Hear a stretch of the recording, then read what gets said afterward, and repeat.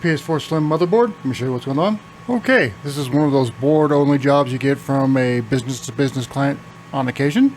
Today we'll be changing the encoder using a donor encoder from a donor board. This was diagnosed by the client, and this is the request by the client. So today we'll be going over my current method for doing encoders. This video is brought to you by PCB. We'll talk about their awesome services in a little bit. So I have started using my T8280 preheater for doing these encoder chips for various reasons. One, it makes the rework much easier, and two, I do believe it puts less stress on the chip, especially when you're using a pull. You don't want to kill the chip while you're trying to pull the chip, and you don't want to kill the chip when you're trying to put it back on. And I believe the IR preheater helps in both of these cases.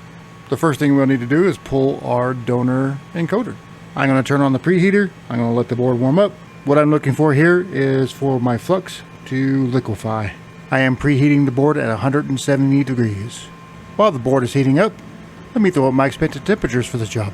These temperatures are brought to you by the associate links in the description. If you go to my video description and click on one of these links and buy any of this equipment, a small portion of that purchase will go to supporting the channel. And I greatly appreciate you. It won't cost you an extra dime.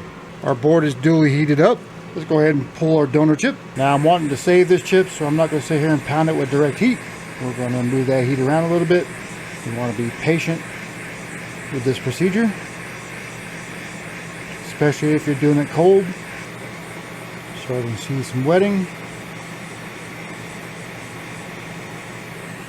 There we go. Let the chip cool a little bit. Grab our customer board, add some flux, and let it warm up. I may flip the orientation around so that I can work a little bit better, which means I will need to change the orientation on our stage chip. We're going to come at it from this orientation. We can be a little more direct with this one because it's not working.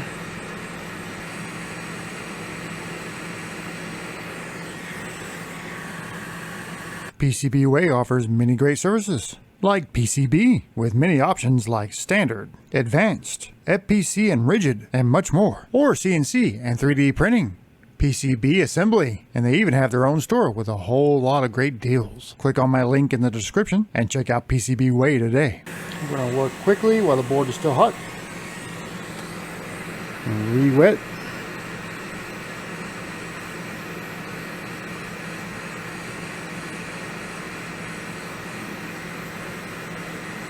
Sure everybody is wetted, and then we're going to replace our chip.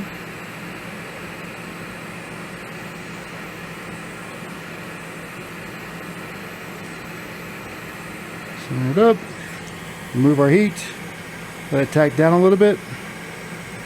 Kind of want it to lock in place. And then we re-wet one more time, pressing down. And remove our heat. Hold it down.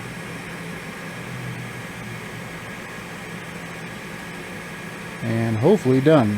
Assuming we have aligned everything and it is flat. That looks pretty good. Good. Good. And good.